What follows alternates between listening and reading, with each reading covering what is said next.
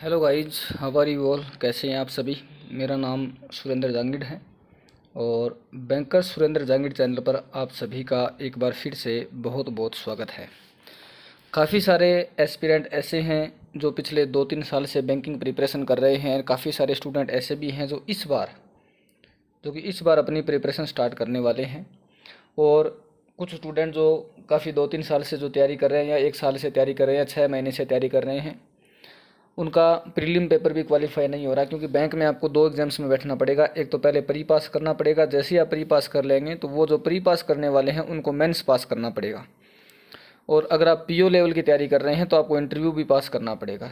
जब तक ये 3 स्टेज आपकी पार नहीं हो जाती तब तक आप बैंकर नहीं बन पाओगे। लेकिन जैसे ही आपका मेंस क्लियर हो गया, क्लरिकल में आप बैंकर बन चुके हैं।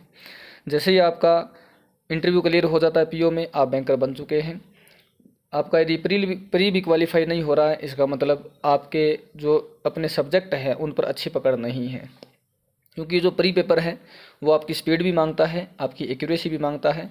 मैंने भी इस साल आरआरबी क्लरिकल क्वालिफाई किया है। आरआरबी ऑफिस असिस्टेंट, ओए या फिर क्लरिकल आप बोल सकते हैं, ये क्वालिफाई किया है। और अप्रैल में मेरी ज्वाइनिंग थी। अभी अप्रैल हो गया, मई हो गया, जून भी हो गया और अभी जुलाई चल रहा है। तो मैं वर्क कर रहा हूँ बैंक में। और सैलरी स्लिप का वीडियो भी मैंने बनाया है ताकि आप सभी को एक छोटा सा मोटिवेशन ज़रूर मिल सके। इस वीडियो में मैं आपको क्वांट, जो अपना सब्जेक्ट है क्वांट, जिसमें काफ़ी सारे एस्पिरेंट को दिक्कत होती है, काफ़ी सारे बैंकिंग जो मेरे भाई बहन हैं उनको दिक्कत होती है, उनके लिए क्वांट का वीडियो बनाया है कि इनमें आपको किन किन टॉपिक्स पर ज़्यादा फोकस करना है, किन किन टॉपिक्स को अच्छे से रिवाइज करना है।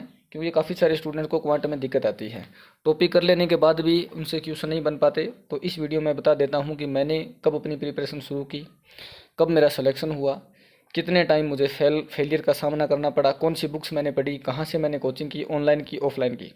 अगर अभी मैं प्रेजेंट की बात करूँ, वर्तमान समय की बात करूँ, तो आपको तैयारी करने के इतने ज़्यादा साधन आपके पास है कि आपको कहीं जाने की ज़रूरत नहीं है। घर बैठे बैठे तैयारी कर सकते हैं। यदि आपके पास पैसे की भी अगर कमी है, मतलब कि किसी के पास पैसे नहीं है तैयारी करने के लिए, तो भी फ्री ऑफ कॉस्ट यूट्यूब से भी आप पढ़ाई करके, यूट्यूब वाईटी, इससे भी पढ़ाई करके आप जो है अपना एग्ज़ाम क्वालिफाई कर सकते हैं। ऐसा नहीं है कि वाईटी पे, यूट्यूब पे कुछ नहीं है। यूट्यूब पर बहुत कुछ है, लेकिन कमी है तो सिर्फ पढ़ने वालों की है। इतने अच्छी अच्छी क्लासेज, इतनी अच्छी अच्छी वीडियो, अगर आप इनको अच्छे से देख लें। क्योंकि मैंने अपना जो मेंस क्वालिफाई किया है वो सिर्फ और सिर्फ वाईटी से किया है। किसी प्रकार का कोई परचेज नहीं किया है, पैसे दे करके किसी मेंस की क्लासें नहीं देखी, मैंने सिर्फ यूट्यूब से देखी हैं। प्री की जो क्लासें हैं वो भी आप मान सकते हैं मैंने यूट्यूब से ही तैयारी की है, यूट्यूब से मैंने पेपर क्वालिफाई किया। बाकी मैं बता देता हूँ थोड़ा थोड़ा सारा मेरे बारे में। सबसे पहले जो भी चैनल पर नए हैं, चैनल को सब्सक्राइब कर दीजिएगा, बेल आइकन भी प्रेस कर दीजिएगा, ताकि चैनल पर जैसे ही कोई वीडियो अपलोड हो उसका नोटिफिकेशन आप तक पहुंच जाए। ये मेरी क्वांट की बुक है, आप इसकी हालत देख सकते हैं। और ये क्वांट की बुक कब की है मेरी, ये क्वांट की बुक है मेरी अगस्त 2018 की, जब मैंने प्रिपरेशन अपनी स्टार्ट की थी। मुझे 18 के 2-4 महीने तो ये लगे, 2019 भी मुझे पूरा लगा, 2020 भी मुझे पूरा लगा, 2021 भी मुझे पूरा लगा, 2022 भी मुझे पूरा लगा, 2023 भी मुझे पूरा लगा। और 2024 में जब मैंने एग्ज़ाम दिया, 1 जनवरी 2025 को रिजल्ट आया, तो इसमें मेरा सिलेक्शन हुआ। तो कहने का मतलब ये है, जब यहाँ से शुरू करके मैं इन 5-6 सालों में फेलियर देख सकता हूँ, तो आप 1-2 साल में फेल होकर निराश क्यों हो जाते हो।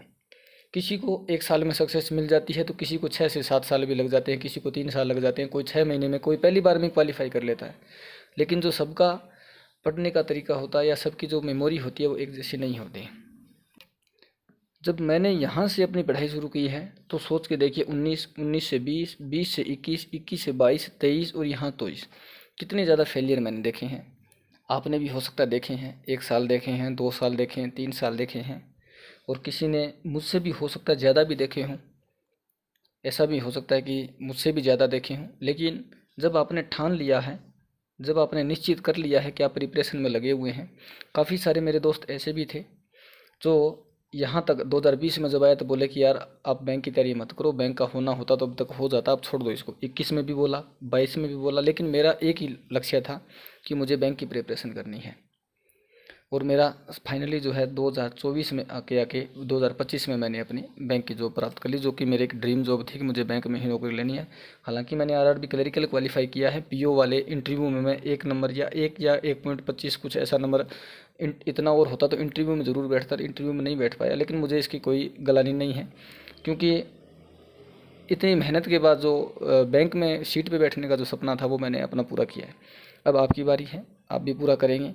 और कुछ कुछ एस्पिरेंट ऐसे भी होते हैं जो 8 साल 7 साल और कुछ कुछ पहले अटेम्प्ट में क्लियर कर लेते हैं, लेकिन आपको लगे रहना है। मुझे भी दुख बहुत होता था। कब होता था?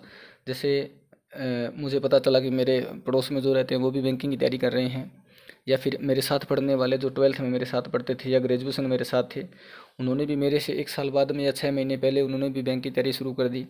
मैं तैयारी करता गया, किसी का 2021 में सिलेक्शन हो गया, किसी का 22 में हो गया, किसी का 23 में हो गया। जैसे ही किसी का 21 में सिलेक्शन हुआ तो मन में एक दुख होता है। और दुख कैसा होता है? वो ईर्ष्या वाला दुख नहीं होता। दुख होता है ये कि भाई इसने कर दिया, मेरा नंबर कब आएगा? मेरे साथ वाले दोस्त लग रहे हैं, मेरा नंबर कब आएगा? दुख होता है, बड़ा भयंकर दुख होता है। कोने में एक तरफ बैठ के रोया भी हूँ मैं इन सिचुएशंस में। और हो सकता है आपके साथ भी ऐसा हो रहा हो, आपको मन में ऐसा लग रहा हो कि सर तो मेरी बातें कर रहे हैं, ये भैया तो मेरी बातें कर रहे हैं। सबके साथ ऐसा ही होता है। जिस दिन आपका साथ तैयारी करने वाला जब लग जाएगा, चाहे वो किसी भी जॉब में लगे, जैसे बैंक की प्रिपरेशन कर रहा है और अगर वो पोस्ट ऑफिस में भी लग जाता है, तो सबसे ज़्यादा दुख इसके साथ जो बैठ के तैयारी कर रहा ना उसी को होगा। कोने में बैठ के रोओगे, रोया नहीं जाएगा, हंसोगे, हंसा नहीं जाएगा। मन में एक अलग ही प्रकार का आपके दुख रहेगा। तो कहने का मतलब ये है कि ये जो 12 महीने, 2 साल, 3 साल या 4 साल आपको तैयारी करने के मिले हैं, जी जान लगा दीजिए खुद को, झोंक दीजिए पूरी तैयारी में। क्योंकि तैयारी करने से कोई आदमी मर नहीं जाएगा। कम से कम ऐसा तो होना चाहिए। मैं भी यही सोचता था जब यहाँ सिलेक्शन नहीं, गलती भी मैंने की है इनमें, इन सालों में जो गलतियाँ की वो भी बता दूंगा मैंने क्या गलतियाँ की थी, ताकि आप नहीं करें। तभी तो मुझे इतना टाइम लगा। तो आपको वो गलतियाँ नहीं करनी जो मैंने की थी, वो मैं बता दूंगा। बहुत ज़्यादा यहाँ पे दुख होता था, सैडनेस आती थी। कई बार तो ऐसा हो जाता था कि पढ़ते पढ़ते किताबें फेंक देते थे, टेंशन हो जाती थी, कितना और पढ़ना पड़ेगा, क्यों नहीं हो रहा है, किस्मत में लिखा है कि नहीं लिखा, लेकिन लगे रहते थे। मन में ये सोच लिया था कि अगर नहीं भी हुआ, अपनी एज अगर निकल भी गई, तो कम से कम बाद में ये तो नहीं रहेगा कि मैंने तैयारी नहीं की। और काम तो सभी को करना ही है। मान लीजिए आप बैंक की प्रिपरेशन करें, आपका सिलेक्शन नहीं हुआ, तो ऐसा नहीं है कि आप पूरी उम्र फ्री बैठे रहेंगे। काम तो कुछ ना करना पड़ेगा। चाहे कोई किसी परचून की दुकान पे जाके दिहाड़ी मजदूरी करेगा, कोई किसी जो चिनाई का काम होता है भवन निर्माण का, वहाँ जाके कोई काम करे, कोई खेती में काम करेगा, कोई किसी के नीचे काम करेगा, कोई ऑफिस में काम करेगा। सब अपना पेट पालेंगे। लेकिन ये जो आपको मौका मिला है ना, इस मौके में जितना हो सके खुद को एक बार झोंक दीजिए, एक बार पूरा जोर लगा लीजिए। जितना जोर आप लगा सकते हैं एक बार उतना जोर लगा दीजिए। क्योंकि अगर आपने 6 घंटे पढ़ाई की है, 6 घंटे की जगह आप 8 घंटे कर देते हैं, 9 घंटे कर देते, ऐसा नहीं कि मौत आ जाएगी। मौत नहीं आएगी। जो आपका ड्रीम है वो पूरा हो जाएगा, और 101% इसकी गारंटी है। बैंक की कल्पना करके देखिए कि आप बैंक की सीट पे बैठे हैं, कैशियर के रूप में बैठे हैं, केस पर आप बैठे हैं, लोग आ रहे हैं, आपको पैसे दे रहे हैं, आप लोगों को पैसे दे रहे हैं, पासबुक प्रिंट कर रहे हैं, उनको बैलेंस बता रहे हैं, उनकी एफडी आप बना रहे हैं, उनकी आरडी जो रिकरिंग डिपॉजिट अकाउंट है वो आप उनको ओपन कर रहे हैं। कोई बैलेंस की इंक्वायरी करने आ रहा है, कोई अपना अकाउंट ट्रांसफ़र करने आ रहा है, कोई अपने अकाउंट में केवाईसी करवाने आ रहा है। तो ये जो सारी बातें हैं, ये जब आप सीट पर बैठेंगे, एक बार आप अपने मन में महसूस करके देखिए कि मुझे भी ये सारे काम करने हैं। और सबसे बड़ी खुशी जब होगी जब पहला मैसेज आएगा, महीना जैसे आपका पूरा होगा, पहला मैसेज आएगा कि 50,000 रुपये आपके खाते में जमा हो चुके हैं। उस टाइम जो खुशी होगी उसका कोई ठिकाना नहीं होगा। अब मैं मेरी बुक्स दिखाता हूँ। ये मेरी बुक है। यहाँ जो 2 अगस्त 2018 मैंने लिखा है, यहाँ मैंने प्रिपरेशन स्टार्ट की थी। मेरे साथ क्या हुआ था, शायद 4 अगस्त की बात है, मुझे याद आ रहा। मैं गया 6 अगस्त को मैंने कोचिंग ज्वाइन की। कोचिंग वालों की फ़ीस जो थी वो 1,000 रुपये थी डेमो क्लास के लिए। और कोचिंग वालों ने बोला कि 1,000 रुपये आपकी फ़ीस है, 3 दिन का डेमो आपका फ्री रहेगा। 3 दिन में पसंद आ जाती है तो आपको जो फ़ीस है बाकी की वो जमा करवानी है, अगर नहीं आती है तो आप ये 1,000 रुपये अपने वापस ले लीजिएगा। मैं गया 3 माफ़ी चाहूँगा 6 तारीख और 7 तारीख मैंने 2 दिन क्लास ली। 8 तारीख को मैं सुबह चला गया, मेरे पैसे वापस दे दीजिए, मुझे पसंद नहीं है। क्योंकि मैं और मेरे 2 दोस्त थे, एक का नाम जगराम है मेरे दोस्त का, मैं और मेरे 2 दोस्त हैं। इस दोस्त की जो क्लास थी वो सुबह 7:30 का टाइमिंग था। गर्मी का टाइम, अगस्त में गर्मी ही होती है वैसे राजस्थान में अपने, और 7:30 का टाइम था। और मेरे वाला जो बैच था इसके जस्ट नेक्स्ट 10:30 वाला बैच था। ये मुझे टाइम सूट नहीं हुआ। और मैंने क्या काम किया, 8 तारीख को जो तीसरा दिन था उस दिन पैसे वापस ले लिए और सोचा किसी और कोचिंग में देखते हैं सुबह सुबह का टाइम। तो ये मैंने ले लिया 8 तारीख को। फिर 9, 10, 11, 12 ऐसे 3-4 दिन वहीं घूमता रहा। जयपुर की ये बात है, जयपुर में यहाँ मार्को पे देखना मदर्स कोचिंग होती थी। अभी शायद उन्होंने मदर्स एसएससी की चल रही है, बैंकिंग वाले का अलग से सेपरेट 9 फाटक पे उनकी कोचिंग होती थी। 1-2 बार मैं गया हूँ वहाँ भी। टोयोटो वाला वो एजेंसी है, ऊपर मदर्स वाला बैनर वगैरह सब उन्होंने हटा दिया वहाँ से। तो 3-4 दिन घूमने के बाद में ये जो मेरा दोस्त इस मदर्स कोचिंग में जा रहा था, इसके पास मैसेज आया कि नेक्स्ट डे से 15 या 16 अगस्त से यहाँ तक की कोई आसपास की कोई बात है कि 7:30 बजे एक नया बैच शुरू हो रहा है। मैं खुश हुआ, मैं दोबारा उसी कोचिंग में गया। 1,000 रुपये 3 दिन डेमो क्लास के फिर से मैंने दे दिए। और अब की बार मैंने, मेरा टाइमिंग 7:30 का हो गया था, 1,000 रुपये दे के 3 दिन डेमो लिया। तीसरे दिन या चौथे दिन मैंने अपनी जो बाकी की फ़ीस थी वो भी जमा कर दी। और मुझे ये बुक्स मिल गई, एक क्वांट की, 2 क्वांट की बुक मिल गई, 2 रीजनिंग की बुक मिल गई, एक इंग्लिश की बुक मिल गई। करंट अफेयर की भी न्यूज़पेपर भी वहाँ मिलते थे। उस समय ज़्यादा नॉलेज नहीं था तो न्यूज़पेपर हम जयपुर जो रहते थे उस समय जो दोपहर में खाना बनाना होता था उसमें काम में लेते थे। वो न्यूज़पेपर तो सारे इंग्लिश न्यूज़पेपर होते थे। पढ़ने के लिए इसलिए देते थे कि आप एडिटोरियल पढ़ें, इंग्लिश न्यूज़पेपर पढ़ें, इंग्लिश आपकी स्ट्रॉन्ग होगी। तब हमें किसी प्रकार का कोई नॉलेज नहीं था। इंग्लिश ये जो न्यूज़पेपर थे ये तो हम खाना बनाने में ही काम में लेते थे। पूरा किस दिन पढ़ाई में ही, जो 6 महीने की पूरी कोचिंग थी, अगस्त से लेकर के फरवरी तक। लेकिन मैंने ये कोचिंग अपने दिसंबर तक ही की थी, दिसंबर के बाद मैं कोचिंग में नहीं गया था। तो जो रीजनिंग की जो बुक थी ना, ये जो शुरुआत के जो मैंने 3 दिन बताए, 6, 7 और 8, इस समय मेरे पास बुक नहीं थी क्योंकि डेमो क्लासें चल रही थी, बुक नहीं थी। लेकिन मेरे फ्रेंड को बुक मिल गई थी क्योंकि इसने मुझसे 5-4 दिन पहले बैच ज्वाइन किया था। तो इसकी मैंने बुक देखी, रीजनिंग की जो बुक देखी तो ऐसे चिन्ह लगे थे, वो A>B, C>D, इस प्रकार से कुछ। तो ये चिन्ह देख करके, ये पेजेस देख करके रीजनिंग की मैंने बुक खोली तो ये देख करके मैं डर गया और दोस्त से पूछा कि यार ऐसे क्वेश्चन थोड़ी अपने से बनेंगे, बैंक का पेपर क्लियर होना मुश्किल है, ऐसे नहीं बनेंगे। और आज यही क्वेश्चन इतने आसान है। मतलब जो रीजनिंग देखने में जिस समय जितनी डरावनी लग रही थी, एक पेज में सिर्फ एक क्वेश्चन था। मतलब पजल पजल जो है वो एक पेज में एक ही थ्योरी लिखी हुई थी। वो देख देख के मैं उसको कह रहा था यार ऐसे कैसे पढ़े जाएंगे। कथन जो अपने हैं कथन वाले क्वेश्चन, डाटा सफिशिएंसी वाले जो क्वेश्चन, उनको देख के मैं उसको पूछ रहा था कि यार ऐसे क्वेश्चन हमसे बनना तो पॉसिबल है कि ऐसे बन जाएंगे। तो उसने बोला जब कोचिंग पूरी होगी तब बनेंगे। तो हमने भी वो कोचिंग ज्वाइन कर ली और आज वही रीजनिंग सभी के लिए होता है, मेरे लिए नहीं है, सभी के लिए। रीजनिंग ऐसा सब्जेक्ट है जिसको आपने अगर एक बार तैयार कर लिया, आप में से कुछ एस्पिरेंट जो 3-4 साल से तैयारी कर उनको मालूम भी होगा कि यदि आपने रीजनिंग एक बार तैयारी कर लिया तो आपको रीजनिंग की न तो कोचिंग करने की ज़रूरत है, न आपको क्लासेज लेने की ज़रूरत है। आपको सिर्फ और सिर्फ मॉक टेस्ट में अपने आप रीजनिंग बने, क्योंकि जो पजल है बस उसी में आपको प्रैक्टिस चाहिए। बाकी ये जो अपने इनइक्वालिटीज़ के जो क्वेश्चन है उनको अगर आपने एक बार समझ लिया, या फिर सिलोक्स की अगर मैं क्वेश्चन की बात करूँ, उनको एक बार पढ़ लिया तो बार बार उनको पढ़ने की जरूरत है नहीं, किसी भी टीचर की क्लासेस देखने की जरूरत है नहीं, अगर आपने एक बार अच्छे से सारे कंसेप्ट क्लियर कर लिए। फिर ये जो क्वांट की बुक है ये आप देख सकते हैं, ये मुझे वहीं मिली थी। शुरुआत के 2-3 साल तो सिर्फ मैंने कोचिंग की जो बुक्स थी ना वही की थी। ये क्वांट की बुक, इस बुक को हालत आप देख सकते हैं, यहाँ से पेज इसके निकल गए हैं, ऐसे पेज इसके निकले हुए हैं, और भी हैं इस प्रकार से पेज अलग हो रखे हैं। इस बुक को तो मैंने अनलिमिटेड बार हल किया है। एक एक बुक को आपने भी सुना होगा कि 100 किताबें एक बार पढ़ने से बेहतर है एक किताब को आप 100 बार पढ़ें। वही मैंने इस किताब के साथ किया, वही प्रैक्टिस मैंने अपनी इस बुक के साथ की। आप ये बुक देख सकते हैं इसकी हालत। और कोई क्वेश्चन मैं एक्स्ट्रा क्वेश्चन जैसे मॉक टेस्ट में मेरा आ गया तो वो मैं अपनी नोटबुक में नोट कर लेता था। किसी क्वेश्चन को मैंने क्लास यूट्यूब पे क्लास देख रहा हूँ, क्योंकि ये क्वेश्चन मैं ये किताब वाले इतनी बार हल कर चुका था कि इसके क्वेश्चन मुझे याद भी हो गए थे कि इसमें किस टाइप के क्वेश्चन है, किस टाइप के क्वेश्चन नहीं है। तो जैसे नया क्वेश्चन दिखता वो भी मैं किसी रफ कॉपी के जो अपना फ्रंट पेज होता है, जो जिसे गत्ता गत्ता पहला पेज, उसके यहाँ नोट कर लेता था। ऊपरी ऊपर जो खाली नोटबुक में जगह होती है यहाँ नोट कर लेता था, जो नीचे नीचे लास्ट पेज में जगह होती है यहाँ नोट कर लेता था, ताकि जिस समय वो टॉपिक करूँगा मैं अपनी नोटबुक से या अपनी रफ कॉपी से वो क्वेश्चन मुझे दिखेंगे। उसके बाद ये हल करने के बाद में 2-3 साल या 2022 के लगभग मैं एक नई बुक मैंने ये भी मंगवाई थी। ये तो वैसे अभी मंगवाई है मैंने, मेरे फ्रेंड के पास थी, वो मैंने हल की थी। बाकी अब की बार मैंने ये बुक मंगवाई थी। आप देख सकते हैं इस प्रकार की ये बुक है। इसको मैंने अभी तक पूरा सोलो किया नहीं है। अगर मैं बात करूँ इसकी तो पूरा सोलो नहीं, इसके तो मैंने 3-4 टॉपिक हल किए हैं, लेकिन इस बुक को मैंने अनलिमिटेड बार हल किया है। कहने का मतलब आपके पास जो एक बुक है उसको हल करें, और इसके साथ में सबसे जो इम्पोर्टेंट है वो है आपके मॉक टेस्ट। मॉक टेस्ट अगर आपने नहीं लगाए तो आपकी पूरी की पूरी मेहनत जो है वो बेकार है, चाहे आपने कितनी बार एक ही बुक को पढ़ लिया हो। क्योंकि मॉक टेस्ट से आपको पता चलता है आपकी एक्यूरेसी, आपको पता चलता है आपकी स्पीड, आपको पता चलता है कि टॉपिक का जो क्वेश्चन है वो आपके माइंड में कितना तेज़ी से किस स्पीड से क्लिक कर रहा है, वो आपको मॉक टेस्ट से ही पता चलेगा। तो मॉक टेस्ट बहुत ज़रूरी है। बिना मॉक टेस्ट कुछ नहीं। अब सारे पूछ रहे हैं कि कौन सा मॉक टेस्ट बढ़िया रहेगा, कोई सा भी ले लीजिए।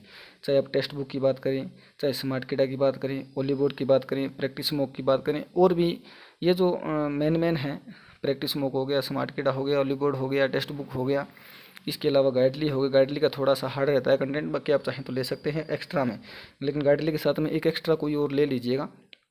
और वैसे भी आजकल तो एक मॉक टेस्ट हफ्ते में यहाँ मिल जाता है, हफ्ते में दूसरा यहाँ, तीसरा यहाँ, 3-4 मॉक टेस्ट तो वैसे भी आपको जो all India live mock test free जो आते हैं वो भी मिल जाते हैं।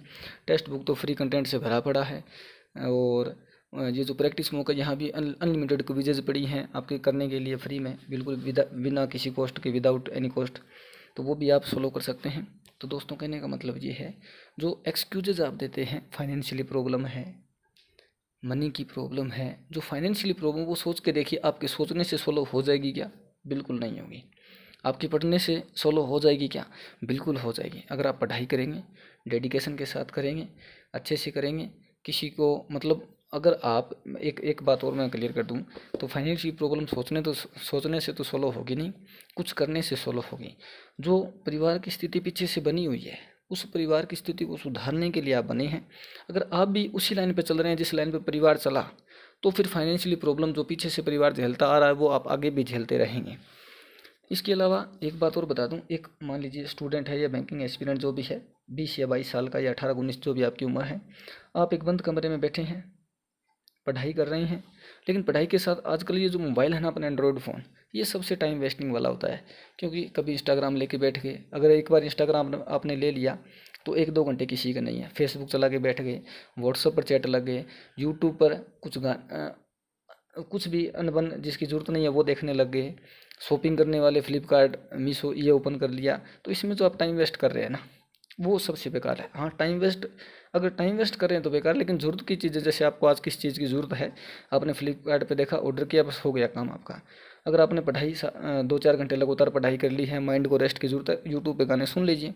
लेकिन वही आप इंस्टाग्राम चला के बैठ गए, 5-7 मिनट मनोरंजन के चक्कर में आपने 2-3 घंटे ख़राब कर दिया, जो कि आपको बिल्कुल भी फ्री में मिला, आपका कोई पैसा नहीं लगा। जो रिचार्ज था उसी डेटा में आपने देख लिया, 5G अनलिमिटेड डाटा रहता है, उसी में आपने देख लिया, लेकिन आपका समय जो था ना, वो बहुत इंपॉर्टेंट था। ये बहुत महंगा टाइम था जो कि आपने 2-3 घंटे इसमें गंवा दिए, ये आपको नहीं गंवाने थे। और अगर आप, जब आपके पास कोई नहीं है, आप कमरे में बैठे हैं, घर वाले ये सोच रहे हैं कि बच्चा अपना पढ़ रहा है, तब तो आप मोबाइल देख रहे हैं। लेकिन जैसे ही घर वालों के पैर आपको से सुनाई देते हैं कि पापा आ रहे हैं या मम्मी आ रही है, ब्रदर या सिस्टर जो भी आ रहा है, और तब आप मोबाइल छोड़ के तुरंत बुक उठा लेते हो। तो ये जो आप उनको दिखा रहे हो ना कि मैं उस समय पढ़ रहा हूँ, लेकिन उससे 2 घंटे पहले आप मोबाइल देख रहे थे 2 घंटे तक लगातार। तो ये जो आप दिखा रहे हैं ना, ये दिखावटी पढ़ाई आपको नहीं करनी है। दिखावटी पढ़ाई करेंगे तो खुद के पैरों पे आप कुल्हाड़ी मारेंगे, आपको पता ही नहीं चलेगा, आपके जितने अटेम्प्ट थे वो सारे निकल गए, पढ़ाई आपके किसी काम नहीं है। तो दिखावटी पढ़ाई आपको नहीं करनी, पढ़ाई आपको जेन्युइन पढ़ाई करनी है, खुद के लिए पढ़ाई करनी है, परिवार के लिए पढ़ाई करनी है, फाइनेंशियली जो स्थिति बनी हुई है उससे लड़ने के लिए पढ़ाई करनी, दिखाने के लिए पढ़ाई नहीं करनी। आप मोबाइल चला रहे थे 2-3 घंटे लगातार, जैसे जैसे सुना कि पापा आ गए हैं, आपने मोबाइल छोड़ा, 2-3 सवाल हल करने बैठ गए कि पापा देखें तो उनको लगेंगे पढ़ने, तो ऐसी पढ़ाई क्या काम आएगी? ऐसी पढ़ाई बिल्कुल नहीं करनी है। खुद को धोखा मत दीजिएगा, परिवार को धोखा मत दीजिएगा। अगर ऐसी पढ़ाई करनी है तो किसी काम धंधे को आप पकड़ लीजिए, ताकि परिवार में कुछ पैसों की आप मदद कर सकें, परिवार आप पापा की हेल्प कर सकें, मदर की हेल्प कर सकें, पूरे परिवार की हेल्प कर सकें। लेकिन अगर आप ही ऐसा करने हैं तो सफलता कभी मिलनी नहीं है। ऐसा अगर कर रहे हैं तो नहीं मिलनी है। फ़ोन देखें, लिमिटेड देखें, लेकिन अनलिमिटेड, मतलब टाइम वेस्टिंग में आप अपना टाइम वेस्ट नहीं करना है आपको। इसके अलावा भी ये अपनी क्वांट की बुक होगी। टॉपिक की अगर मैं बात करूं तो इसमें टाइम एंड वर्क जो टॉपिक है अपना, वेरी वेरी इंपॉर्टेंट टॉपिक है, आपको आना चाहिए। यूट्यूब पर आपने देख लिया, आपके पास जो बुक है वो आपने हल कर ली। इसके अलावा जिस मॉक टेस्ट जो आपके पास है उसमें टॉपिक वाइज भी आप टाइम एंड वर्क का टॉपिक ओपन करें, उसमें देखें, मॉक टेस्ट लगाएं, उसको सोल्व करें। और कुछ बुक के अलावा मॉक टेस्ट में या यूट्यूब की क्लास में नए नए क्वेश्चन अगर आपके सामने आ रहे हैं तो वो क्वेश्चन आप नोट करें। टाइम एंड वर्क के अलावा जो दूसरा अपना इंपॉर्टेंट टॉपिक रहता है तो वो भी बता देता हूँ। उसके बाद दूसरा टॉपिक परसेंटेज, ये टॉपिक बहुत ज़रूरी है, और ये जो एक बार आप पढ़ लेंगे ना बाद में आपको दिक्कत नहीं। कंपाउंड इंटरेस्ट बहुत ज़रूरी है। प्रॉफिट एंड लॉस बहुत इंपॉर्टेंट टॉपिक है। उसके अलावा जो टॉपिक अपने हैं, टाइम, स्पीड एंड डिस्टेंस, आपको पढ़ाई करनी है अच्छे से। ये क्वांट के टॉपिक है अपने। रेशियो प्रोपोर्शन आपका होना चाहिए। इसके अलावा एवरेज टॉपिक आपको आना चाहिए। अपने एग्जाम में क्वेश्चन आते हैं इनसे। मिश्रण का टॉपिक आपको आना चाहिए, मिक्सर एलिगेशन का। पार्टनरशिप के आपके टॉपिक पूरा होना चाहिए। और ये जो बुक आपको मैं दिखा रहा हूँ, इस बुक को पूरे करने में पूरे 5 से 6 महीने लगे थे। इस बुक को कोचिंग जब मैं पढ़ रहा था उस समय पूरे करने में 5-6 महीने लगे थे। अभी ये जो पूरी बुक आपके सामने दिख रही है, इसका एक एक पेज पढ़ने में 1 से 1.5 घंटा लगता है। और उस समय मैंने भी इस बुक को 5 से 6 महीने में पूरा किया था, और आज 1-1.5 घंटे में ये पूरी हो जाती है। तो आपको भी ऐसे ही करना है। मेंसुरेशन आपका टॉपिक होना चाहिए। इसके अलावा नंबर सीरीज 5 क्वेश्चन आते हैं। इसके अलावा सिंप्लीफिकेशन जो मॉक टेस्ट में आपको मिलती है। सिंप्लीफिकेशन में तो कुछ है ही नहीं, जोड़ बाकी गुणा भाग है। आपकी स्पीड होनी चाहिए, अच्छी एक्यूरेसी होनी चाहिए। 10 से 11 सेकंड में क्वेश्चन, प्रत्येक क्वेश्चन बन जाना चाहिए। कई क्वेश्चन ऐसे भी आते हैं 3-4 सेकंड में भी बन जाते हैं, तो वो आपके टॉपिक होने चाहिए। इसके अलावा कुछ अगर टॉपिक और बच गए हैं वो नेक्स्ट वीडियो में कवर हो जाएंगे। बाकी मॉक टेस्ट में भी आपको नए नए टॉपिक देखने को मिल जाएंगे, जैसे परमुटेशन कॉम्बिनेशन वाला टॉपिक हो गया, और कुछ 1-2 टॉपिक और होंगे, वो मॉक टेस्ट में भी आपको दिख जाएंगे वैसे क्वेश्चन उन टॉपिक्स से। तो ये है पूरा वीडियो ओवरऑल। उम्मीद करता हूँ समझ में आया होगा। मिलते हैं नेक्स्ट वीडियो में। किसी प्रकार का कोई डाउट हो आप मुझसे व्हाट्सएप पर कांटेक्ट कर सकते हैं। व्हाट्सएप नंबर वीडियो के डिस्क्रिप्शन में मिल जाएगा आपको, और इंस्टाग्राम पर भी कांटेक्ट आप कर सकते हैं। टेलीग्राम ग्रुप भी ज्वाइन कर लीजिएगा। मिलते हैं नेक्स्ट वीडियो में। Thank you.